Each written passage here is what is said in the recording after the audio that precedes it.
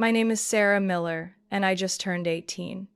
I live in a small town in Texas where people believe that white picket fences and neatly trimmed lawns mean a happy family. But the truth is, not every roof is a home you can return to. On my own birthday, while I was still holding the cake with candles waiting to be blown out, my stepfather Victor suddenly stood up in the middle of the laughter and cheerful music, pointed straight at me, and coldly said in front of relatives and neighbors, "From this moment on, you are no longer part of this family. Get out." My mother Linda stood right next to him. She said nothing. No protest, no defense. I choked up, tears spilling, and could only stammer, "This house belongs to me. Grandpa left it to me." Victor burst out laughing, his voice dripping with contempt. "You think you know the law? All the papers are already in my hands." And then a man I had never met before suddenly stood up from the far end of the table, his eyes calm but sharp, staring straight at Victor. "I'm afraid you're wrong. Things are not at all what you think. Have you ever been pushed out of the very place you call home with no one taking your side? If you've ever felt abandoned in your own family, leave a comment below. Hit like if this story touches you. And don't forget to subscribe to my channel to follow my journey, not just to reclaim a house, but to reclaim the truth, my dignity, and the right to live true to my own worth. I never imagined my 18th birthday would begin with an invisible slap, striking straight into my self-respect and everything I thought family meant. I stood in the backyard, party lights twinkling from the apple tree in the corner, tables neatly covered with cream-colored cloths, fresh flowers arranged in glass jars. Everything looked perfect on the outside. Neighbors chatted cheerfully. A few classmates had taken photos with me earlier. My mother smiled, holding on to Victor's arm, the man who had walked into my life when I was 12. And then, in less than a minute, everything changed. "From this moment on, you are no longer part of this family. Get out." Victor said it casually, as if he was asking someone to take out the trash. I froze. The cake was still in my hands, candles unlit. Whispers began rippling around me like an underground current. Someone dropped a wine glass on the patio floor, shattering into pieces like my heart. I looked at my mother, her eyes cast down, lips pressed tight. No shake of the head, no defense, just silence, sealing the last door shut. I cried out, my voice cracking as if strangled. "This house," Grandpa left it to me. Victor laughed. Not the kind of laugh that mocks, but the laugh of someone utterly convinced he had already won. "All the papers are in my hands, kid. You think you understand the law?" I gripped the cake tighter, white frosting smearing into my trembling fingers. I didn't understand.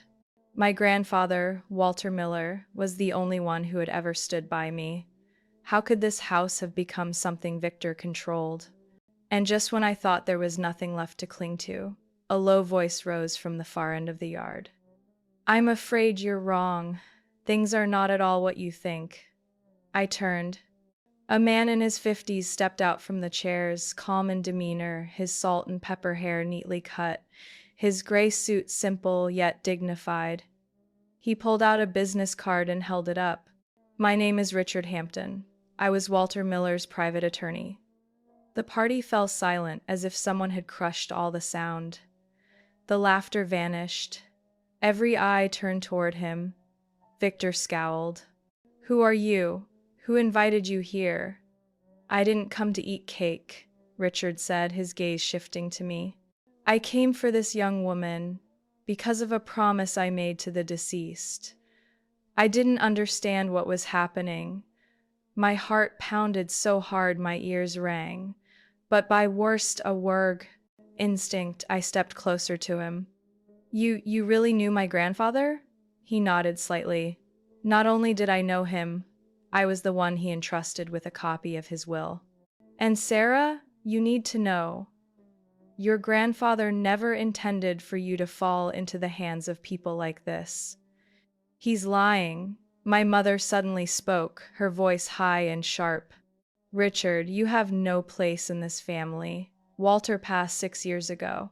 Everything is settled. Richard turned to her, his voice calm but cutting like a blade. Linda, I know you don't want your daughter to find out what you signed, but today I came to speak the truth. My legs felt like they were no longer on solid ground.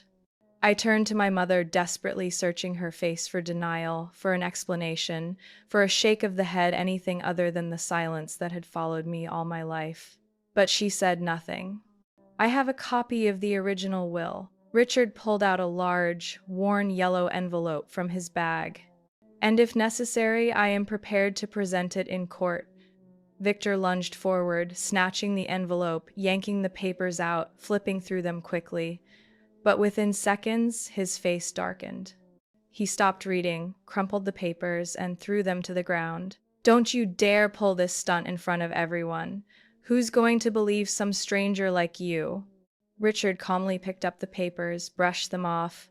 The court will, the bank will, the Williamson County Land Office will. Every place Walter filed legal documents has a copy, and we'll make this clear soon enough. People began murmuring, stepping back. Some of my classmates exchanged glances, whispering. I saw Melissa, Victor's daughter, standing behind the chairs, her eyes wide, stunned. Why didn't Grandpa tell me this? I whispered. Because when you were 12, he thought you were too young to carry such responsibility. He trusted your mother to protect you. And he paused, lowering his voice. He was wrong. I couldn't speak. My throat closed, my chest felt crushed under stone. Sarah, Richard placed his hand gently on my shoulder. You can walk away from here tonight. I'll take you somewhere safe. And tomorrow we'll start reclaiming what's rightfully yours. I looked back at the house, the little world I once had. The windows I used to clean every weekend. The rocking chair where Grandpa read his newspaper. Everything seemed shattered now. But I knew, if I didn't leave at that moment, I would lose everything forever. I nodded. Richard's grip on my shoulder tightened, steady, his eyes calm, unwavering. From now on, you don't have to endure this alone. I still remember that winter when I was 8, the day my father died. The house suddenly felt too big, too cold, as if every brick knew he was gone and would never return. My mother, Linda, only 33 at the time, grew frail and silent. She didn't cry in front of me, but would sit alone at midnight in the kitchen, hands on a cup of cold tea, eyes hollow like she was trapped in a dream she couldn't wake from. My grandfather, Walter Miller, was the only one who could pull me out of the fog left by my father's death.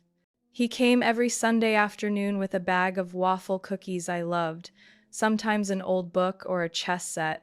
He sat with me on the wooden bench on the porch, telling stories of how he had built this house with his own hands, from the foundation to each roof tile. This house is a legacy, he always said, his eyes bright but thoughtful.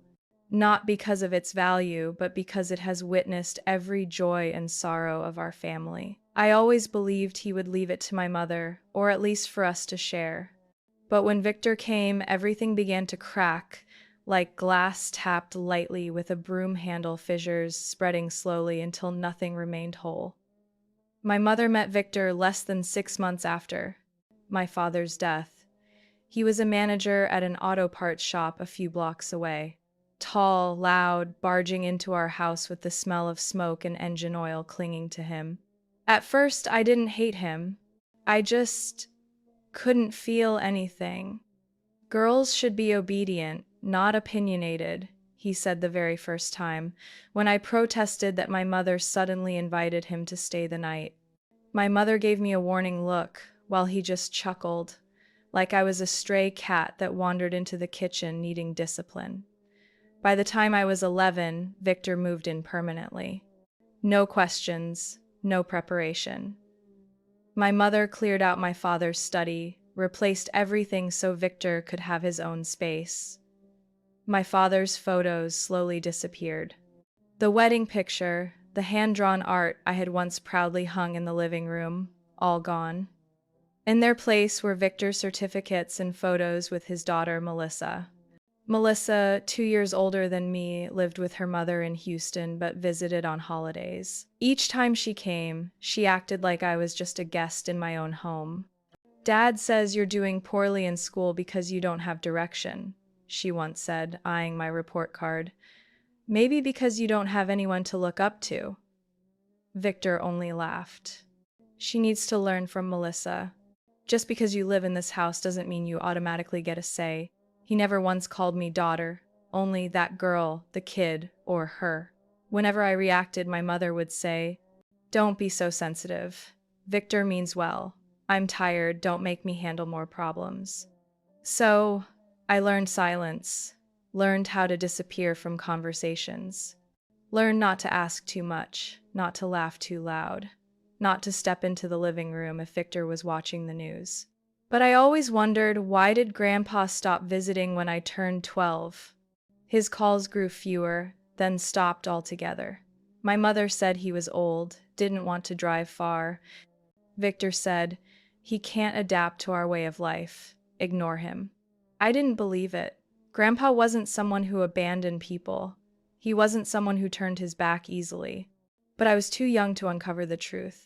Every time I walked past the living room, Victor sat there with a beer can in hand, Melissa by his side, talking about her college tuition, about buying her a car, about preparing for her future. No one ever mentioned mine. At 16, I asked my mother to let me work part-time at the bookstore near school. Victor objected. "A girl that age should stay home and study, not wander around. If you want money, just ask." I didn't ask. I kept the job in secret on weekends, saving every dollar into an account under my own name. When Victor found out, he tore through my backpack and found the pay stubs. "What are you hiding? Afraid I'll find out?"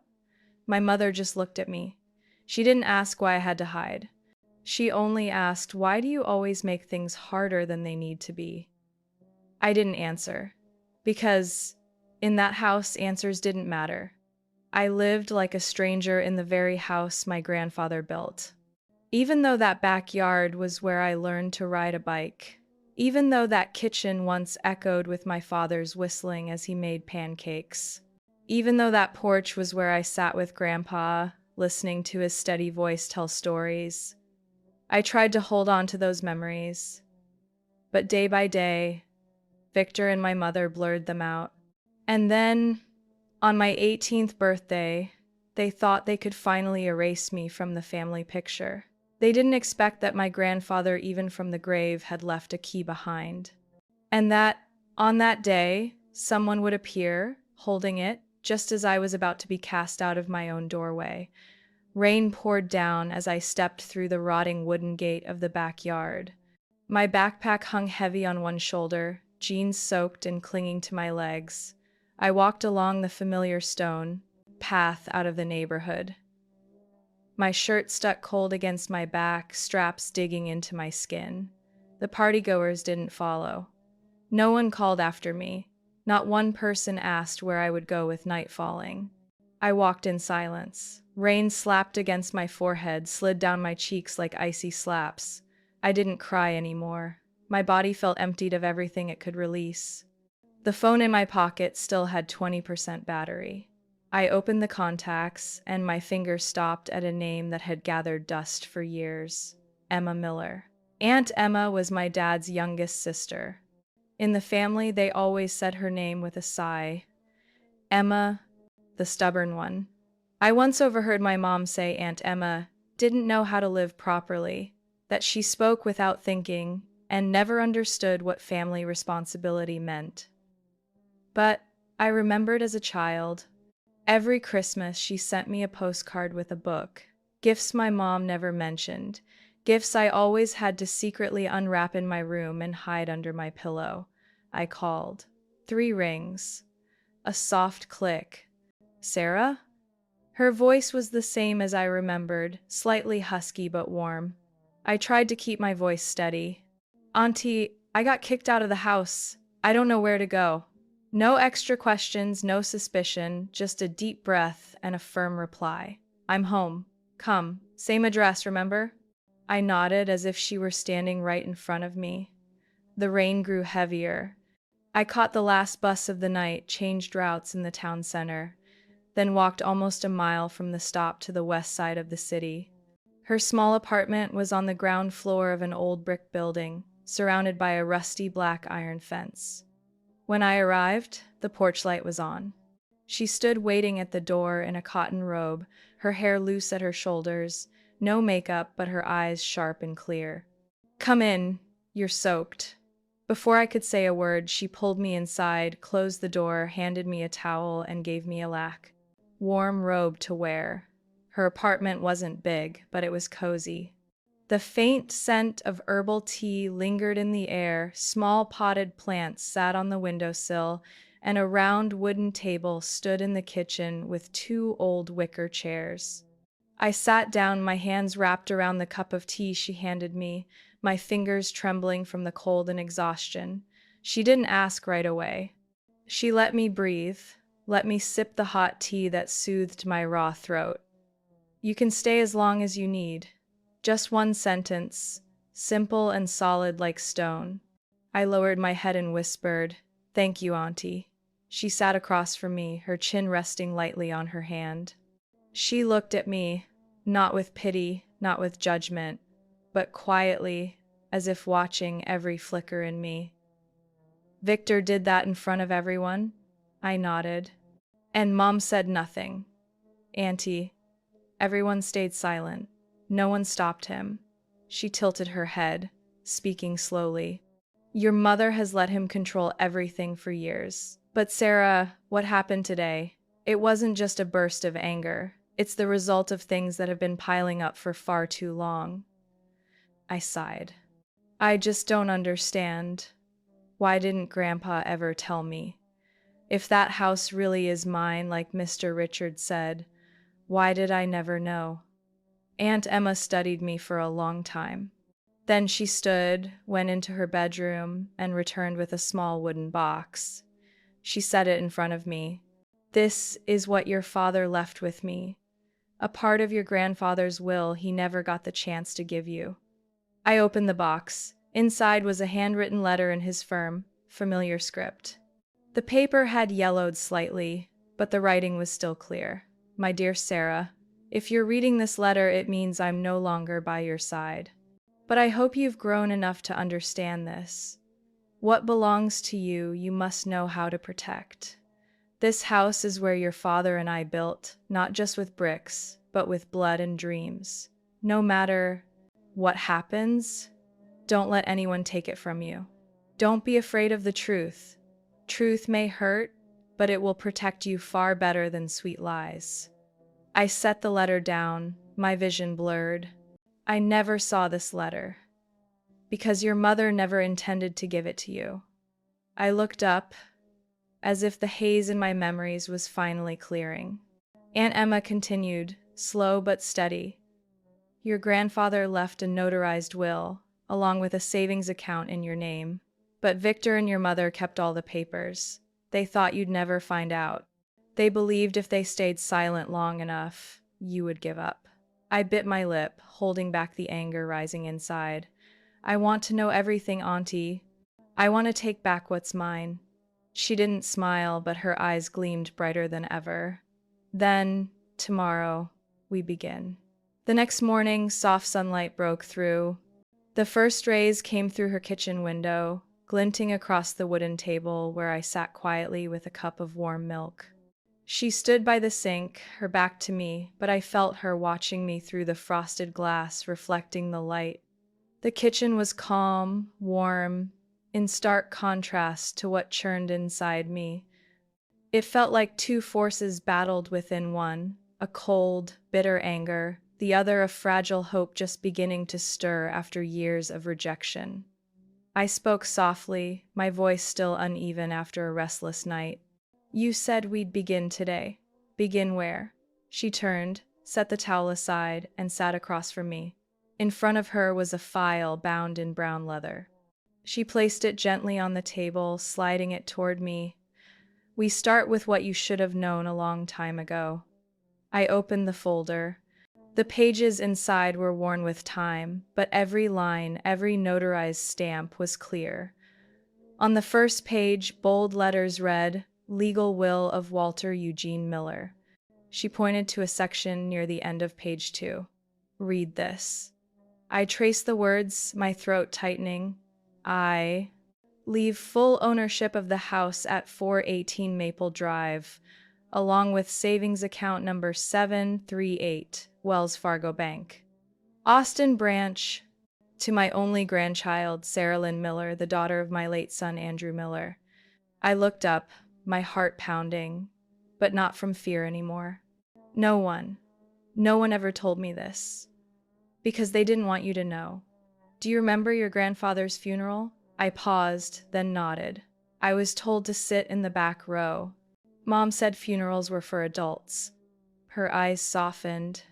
That was the day your mother and Victor went to meet your grandfather's lawyer, claiming you were too young to understand, so they would temporarily act as guardians of all assets. And everyone believed them. My fists clenched. But why have I never seen any documents? Aunt Emma pulled a small bronze key from her pocket. Because they kept the originals. But your grandfather foresaw this. He gave me a notarized copy and a sealed note to open only if you were ever in danger. At the end of the file was a short handwritten letter. Emma, if you're reading this, it means Sarah has been pushed to the edge. Tell her she is never alone. And if that man dares cross the line, use this to bring justice back. I ran my hand over the last line, my eyes burning.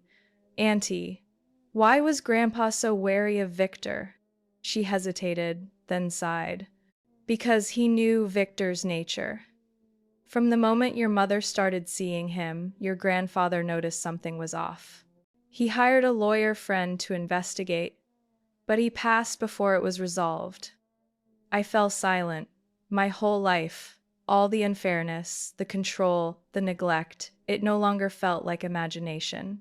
She pulled out another thinner file, placing it beside me.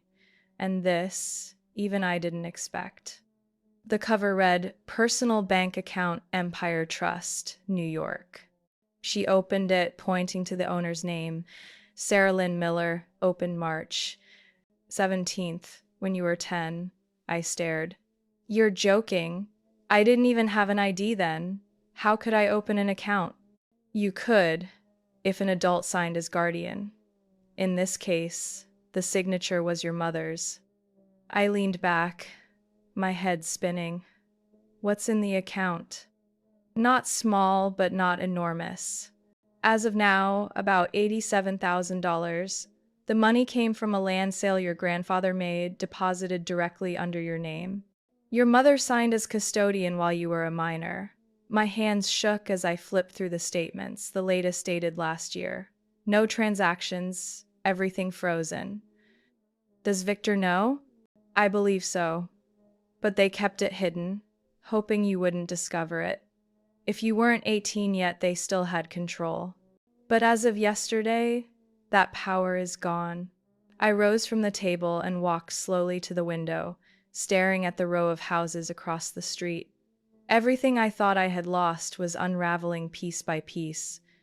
But that truth chilled me. It wasn't that I lacked ability, it was that someone had worked to shadow every path in my life since childhood. Auntie, I don't just want the house back. I need them to face everything they've done. She came to stand beside me. Then today, we meet Richard Hampton again. And you'll be the one carrying this file into his office. It's time to reclaim what is yours through reason and through truth.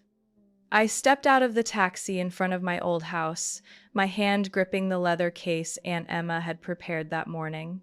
Beside me was Richard Hampton, tall and lean but steady, his dark brown coat brushing against the cold air, steel-rimmed glasses catching the gray light of the afternoon. A winter wind swept across my hair, stirring the heavy memories tied to the porch of that house. The iron gate was unchanged, the left hinge still crooked, never fixed. I stepped forward, touching the cold bars, a wave of pain and estrangement washing over me. Are you ready? Richard asked, his voice calm but weighty. I nodded, silent. my throat dry, but my feet unwilling to retreat. We walked across the yard to the front door. I glanced at the living room window on the left, where my childhood drawings once hung. Now it displayed Victor's liquor shelf and photos of Melissa. Richard knocked 3 steady times. The sound echoed, pulling the air tight inside. Footsteps echoed down the hall. Then the door swung open. Victor appeared in a worn silver-gray sweater, his eyes freezing at the sight of me. He looked from me to Richard, then down at the file. Without a word, he stepped back. My mother appeared behind him, in a dark floral dress, her hair disheveled, her face unsettled. "Sarah, why are you here?" I didn't look away. I stood tall, my voice steadier than I expected. "I came to claim what belongs to me." Richard stepped forward, pulling out a stack of papers, speaking each word with clarity. "We have here a certified copy of the legal will of Mr. Walter Miller, confirming that Sarah Lynn Miller is the sole lawful owner of this house and all related assets." Victor let out a dry, coarse laugh. "A will? Has this girl been brainwashed? This is my house with Linda. We've lived here for more than 6 years. Who gave you the right to come here in broad daylight and demand the house?" "The court will if you refuse to cooperate," Richard replied, his voice steady as still water. My mother interjected, her voice trembling. "Sarah, you're being misled. This is our family home. You grew up here. I raised you alone after your father died. And now you turn your back, bringing a lawyer to throw your own mother out? How is that right?" Every word scraped across me like claws, but I didn't let my feelings take over again. "You were silent when Victor kicked me out of this house on my birthday. You didn't protest. You didn't defend me. And now you speak of what's right?" She turned her face away. I saw her shoulders tremble, but when she looked back at me, her eyes held no regret, only reproach and disappointment. Just then, Melissa stepped out. She wore an expensive fur coat, phone in hand, her lips curved into a smug line. "Oh, what circus is this? You think you can bring some lawyer here to throw us all out? You think a few sheets of paper make this house yours?" I stayed silent. Richard answered for me. "Miss Melissa, this house was clearly assigned in a notarized will. Furthermore, all financial assets, including the bank account under Sarah's name, have proper legal evidence. If your family continues to occupy it, we will proceed with a lawsuit." Melissa rolled her eyes. "Don't exaggerate. My dad withdrew a little from that account once, but she was still a kid then, and he said it was for my college tuition. What's the big deal?" Her words froze both me and Richard. I turned to her. "What did you just say? Your dad withdrew money from my account?" Melissa faltered, a flicker of panic across her face, but too late to take it back. "Well, just a few thousand. I overheard it in a conversation. Back then, I needed a deposit for college, so my dad said it was covered." "What's the problem?" Richard opened his briefcase, pulled out the Empire Trust account statement. The only withdrawal in 10 years was the year Melissa turned 18. And the signature was Sarah's when she was only 14. Victor stepped up, his voice louder. "That was a clerical mistake. I only borrowed it temporarily. I'm family. That money was for shared needs, nothing illegal."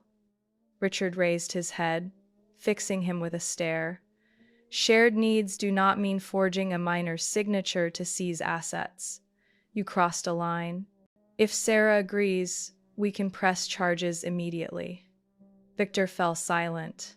My mother sank into the chair by the door, her hands trembling. Melissa exhaled sharply, turning away. I looked at all 3 of them. One was my mother, the other 2 had called themselves family. But in this moment, none of them carried the same confidence they had when they cast me out. "I don't want to see anyone in prison," I said slowly, "but I will not allow anyone to keep stealing what my grandfather left me." Richard nodded, pulling out his phone to call the real estate office. "I advise you to prepare yourselves. This house will soon be transferred back to its rightful owner. Any attempt to delay will be entered into court records. I stepped back, my gaze no longer wavering like yesterday. My heart wasn't lighter, but at least this time I wasn't standing alone. What I thought was the end of the confrontation stretched darker than I imagined. Just 3 days after returning with Richard, we had gathered enough paperwork to take the next step, filing a civil suit with the Travis County Court, demanding the return of assets, financial compensation, and the legal reinstatement of my ownership of the house my grandfather left me. I didn't expect complications. I had a lawyer, a will, proof Victor had forged my signature when I was underage. But I hadn't imagined, at the very first hearing, that the person standing on the opposing side wouldn't only be him. My mother entered the courtroom as a witness for the defense. From the plaintiff's table, my heart sank straight to the ground. She wore her familiar pale gray dress, hair neatly combed, eyes avoiding mine as she walked past. The defense attorney, a man named Grayson, with a face full of wrinkles and a voice dry as old paper, stood and called her name. "Mrs. Linda Miller, please stand and be sworn in." I turned to Richard. He simply laid his hand on my arm, urging me to stay seated. My mother stepped onto the witness stand, her hand trembling slightly on the microphone, but her voice calm. "I am Sarah Miller's biological mother. Can you confirm that? During the time Sarah lived at 418 Maple Drive, she never had any financial management rights or documents related to the property." "That's correct." The words sliced through me like a knife. I was the only one holding the house documents. After my husband passed, I took on all responsibilities, including my father-in-law's assets. Sarah was too young to understand legal matters. Grayson nodded, continuing, "When Mr. Victor moved in, did he have any involvement with the documents?" She hesitated briefly. "Yes. After we married, we reorganized the files. Some were updated under the state's community property law." I bit my lip until it bled. "Do you have proof of those updates?" Grayson didn't answer, shifting instead. "Did you ever hear your daughter object to how the assets were managed?" For the first time since the trial began, my mother raised her eyes to me. She objected, but I believed it was just youthful rebellion influenced by outsiders. The outsider she meant was none other than Aunt Emma. Grayson smirked, then spoke as if closing a speech. "So in your view, your daughter's attempt to seize ownership of the house was because she was persuaded, not because she had any real legal right." "That's what I believe." I turned away, staring at the velvet blue curtains at the back of the courtroom. Not to avoid her gaze, but because I could no longer look at the woman who once held me crying when my father died. When it was our turn, Richard rose slowly. "Mrs. Linda, just one question. Have you ever read Walter Miller's will, your father-in-law's?" She stayed silent. "Have you ever read it?" Richard pressed. "I saw it, but didn't read it carefully. That will was notarized before 2 lawful witnesses, stating clearly that Sarah Lynn Miller was the sole heir of the property and attached savings account." "I don't remember that part." Richard walked to the table, took out the certified copy, set it on the stand, opened to the page with the crucial clause, and placed it before her. "Please read aloud the highlighted section." She scanned the line, her eyes flicking back and forth. After a moment, she spoke, her voice barely carrying, "I leave full ownership of the property at 418 Maple Drive, along with the savings account, to my granddaughter, Sarah Lynn Miller." "Thank you," Richard nodded. "No further questions." When my mother left the stand, she walked past me, head slightly bowed. I looked at her, with no accusation, no hatred, but nothing left to hold on to either. She had opened the door for Victor, and today, she placed the final burden on me before the court. I sat upright, my hand still on the folder, listening as the judge recorded the testimony, each word carving deep inside me. I didn't shed a tear, but it felt like a vast hollow had just collapsed within. Outside, the rain had stopped, but the air remained cold and dry. I stepped out, Aunt Emma already waiting in the hallway, her face unreadable as she handed me a scarf. "You're still standing," I whispered. "Standing is a big word," she replied calmly, "but no one comes through a storm without a few scars. The question is, do you have the courage to keep walking?" I squeezed her shoulder lightly. "I won't back down, not even if the one against me is the person I once trusted most." And I knew the battle had only just begun. I had once hoped my mother was simply blind, that she had been misled, manipulated, trapped in a spiral she couldn't escape. But when I saw those files, the last fragile hope inside me shattered with the cold numbers printed on every page.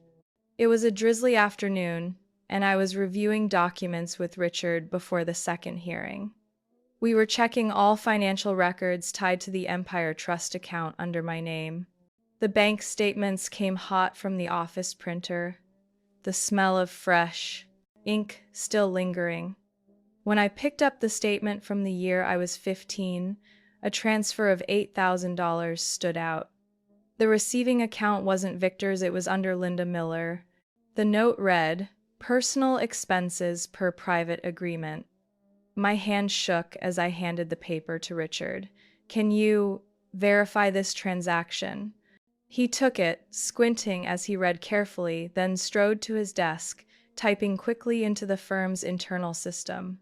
After a moment he returned, his expression hardened.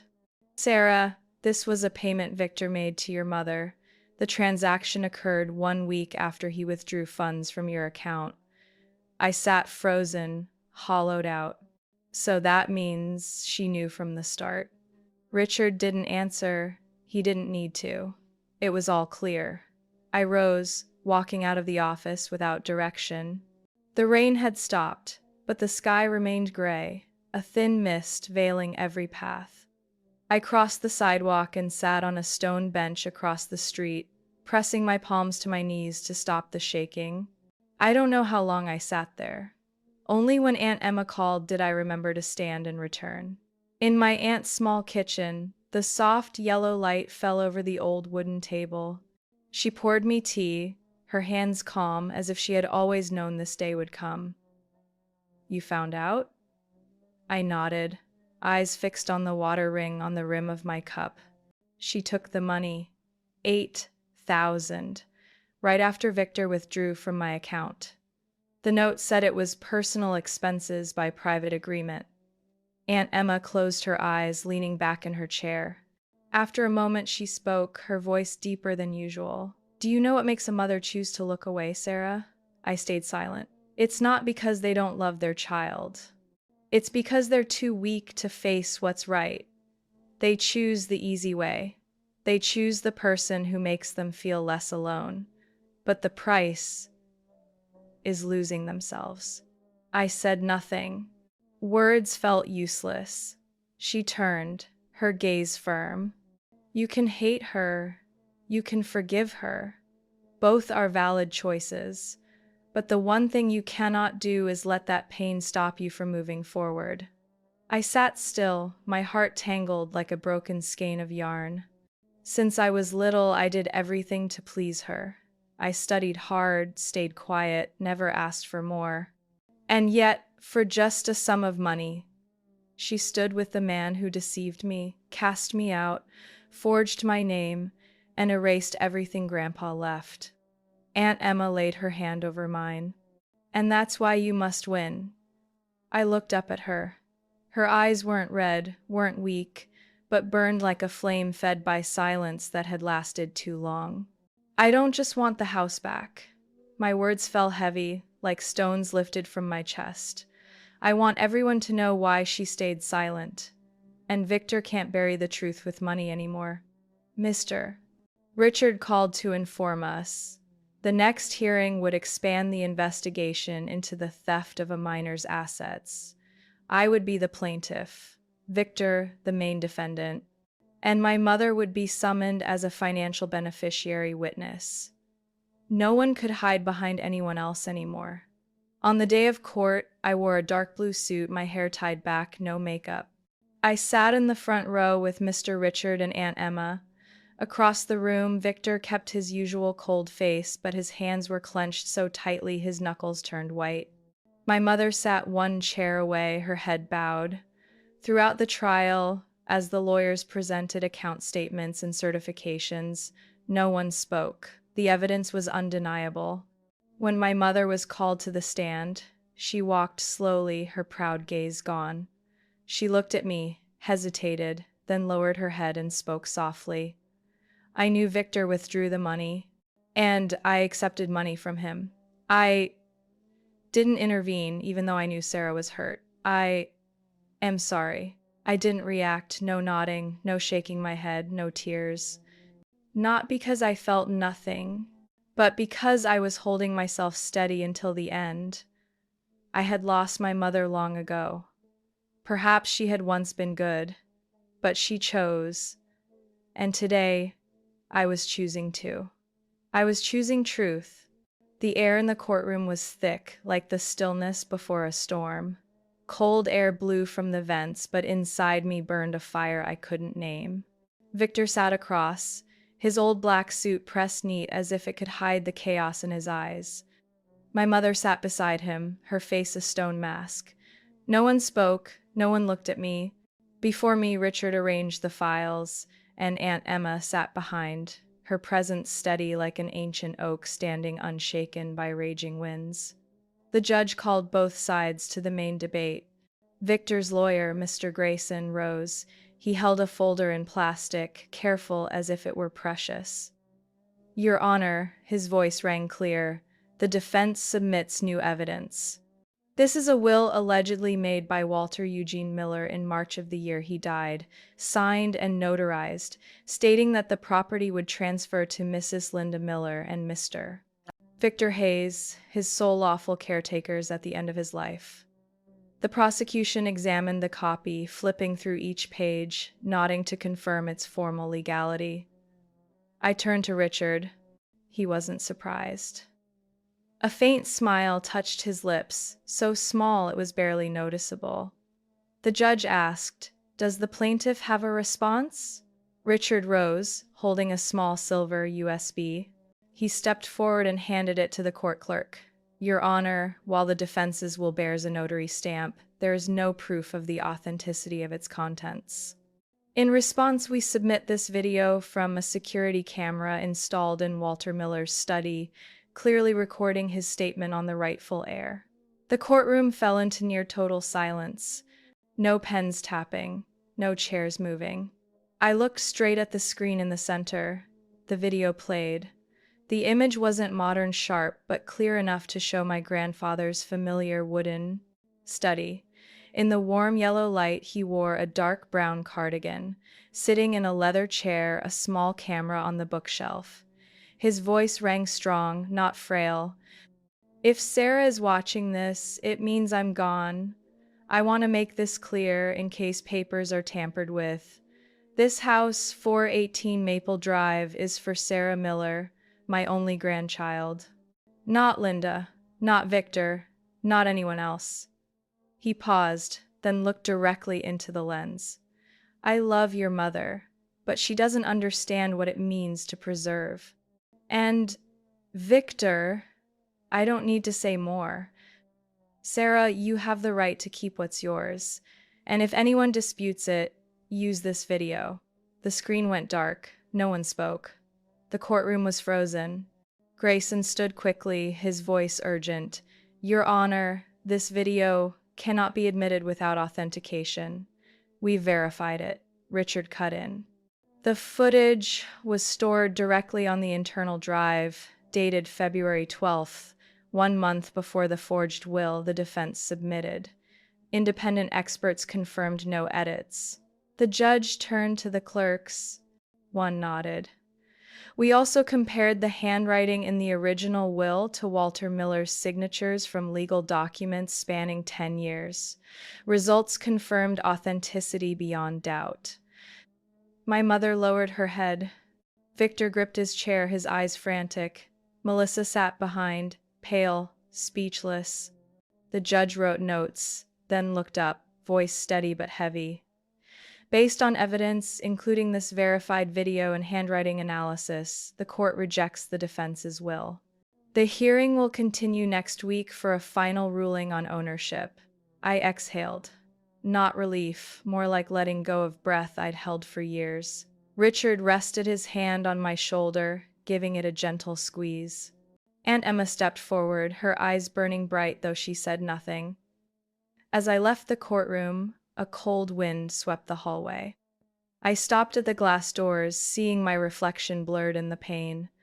The girl there no longer bowed her head, no longer tiptoed for fear of hurting someone.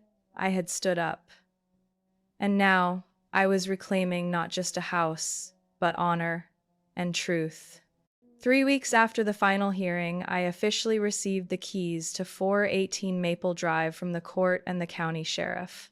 The handover was quiet, with no reporters, no cameras. Only me, Richard, Aunt Emma, and the officer. I stood at the gate, filled with both strangeness and familiarity. Every corner had been warmth once, then silence and rejection. Today, it bore witness to a journey I never believed I had the strength to finish. The key clicked in the lock. As the door opened, the musty scent of old wood rushed out, mingling with an emptiness I couldn't name. The living room remained as it was the day I was cast out. The striped blue sofa, the fake family portraits on the wall, the bookshelf where I once hid unfinished diaries, all waiting, as if the house itself had been stuck between past and present. I set my bag down on the wooden floor, walking slowly around each corner. Every step triggered memories I'd been forced to bury. My mother's scolding when I asked about Grandpa, Victor's booming voice at dinner, Melissa's contemptuous stares whenever I spoke. No more. This house was mine, and I would not let anyone else write their lies over my life again. 3 days after the ruling, Victor was officially indicted on 2 counts: forgery and theft of a minor's assets. The case was sent to the district attorney's office to prepare for criminal trial. Richard said the sentence could reach 7 years in prison, not including civil damages. Victor didn't protest. Even leaving court, he never lifted his head. He must have realized what he lost wasn't just property, but his last shred of dignity in the community. My mother wasn't charged, but her consequences were just as heavy. After evidence of Victor's payments to her became public, the parish council where she had worked as treasurer suspended her indefinitely. Her reputation collapsed in one afternoon. She called me once. The message held only 4 words. "I'm sorry, Sarah." I didn't answer. Not out of hate, but because I didn't know if I had room left for forgiveness. Melissa vanished after the trial. Aunt Emma heard from someone she had moved to live with her mother in California.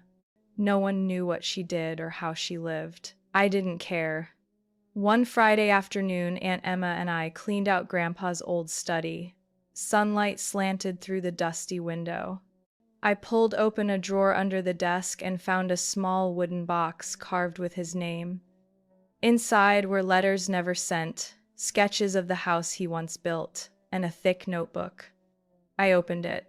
The first page carried only 1 line. "No one is allowed to hurt this child."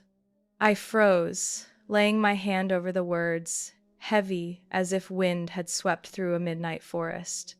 Aunt Emma stepped beside me, saying softly, "He left you not just a house, but the will to protect yourself." I closed the notebook, holding it to my chest as if it were blood itself. That night, I slept in the house alone. No bright lights, no music to mask the silence. I let every sound exist: the crack of the walls, the whistle of wind through gaps, the steady beat of my heart. I had spent too long waiting for my mother to turn back, seeking acceptance from those who never truly cared. But now, I no longer needed it. No one should be forced to trade truth for family. No one should be pushed out of their own home simply for speaking up. I had returned, not to beg, but to claim the justice Grandpa wanted me to have, and I had done it. No one could deny it anymore.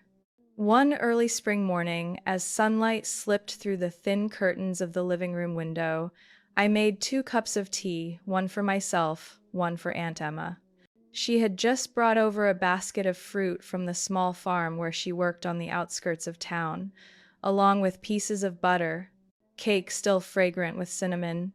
I invited her to sit on the long chair across from the fireplace, the very spot where my grandfather used to sit and read the paper while I played at his feet, sketching with a pencil on scraps of recycled paper. The house itself seemed to breathe slower now. No more heavy footsteps from Victor, no more doors slamming shut behind Melissa, no more words that forced me to shrink into a shadow.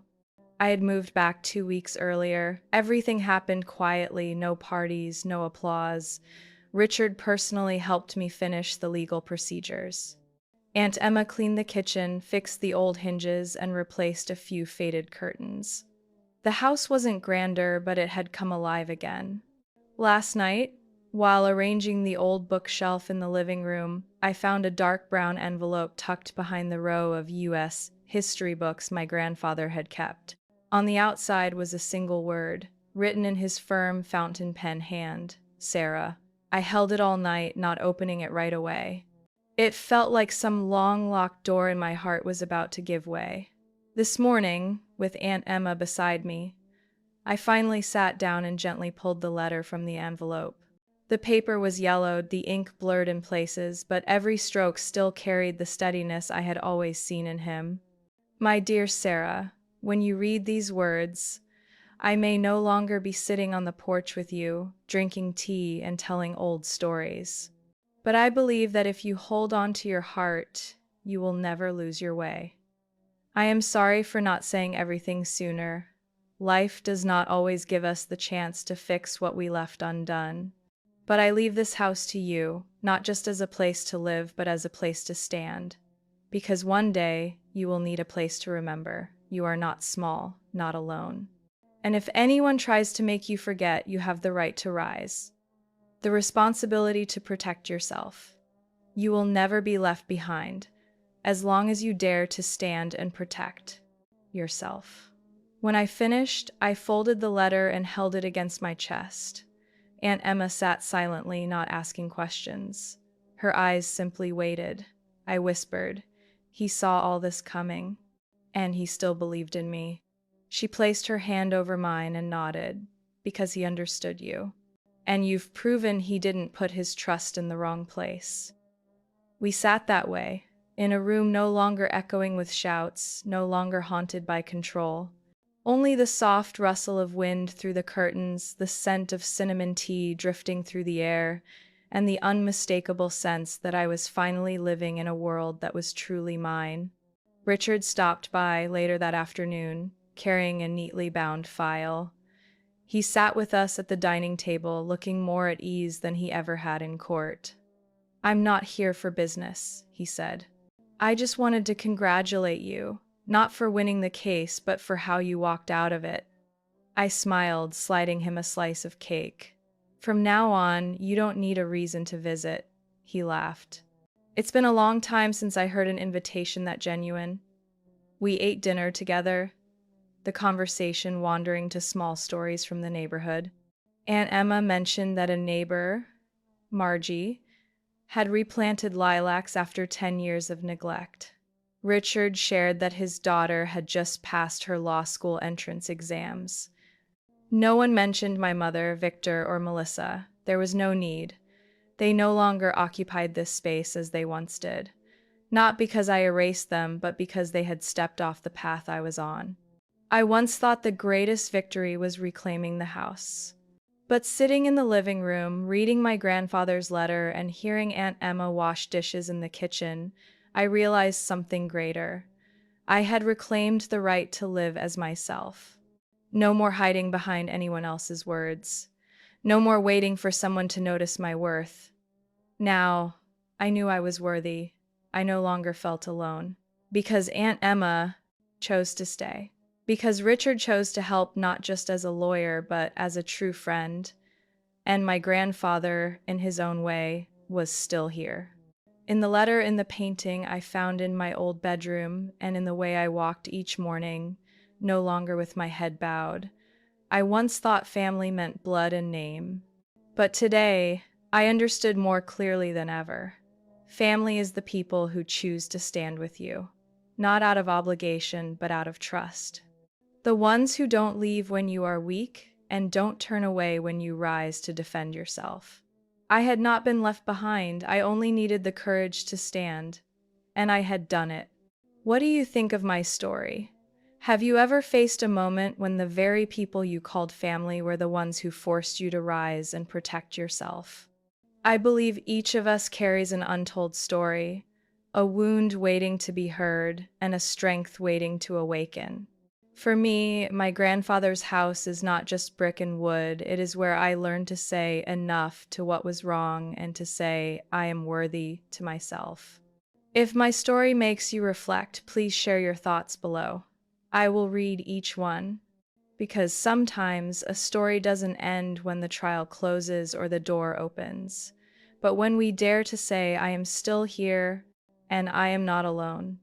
And if you want to keep walking with me to hear more pieces of life, sometimes painful, but always real and filled with hope about family, about choices, and about how each of us finds our way back to ourselves, then follow this channel. There are many more stories waiting to be told, and who knows, maybe one of them will be yours.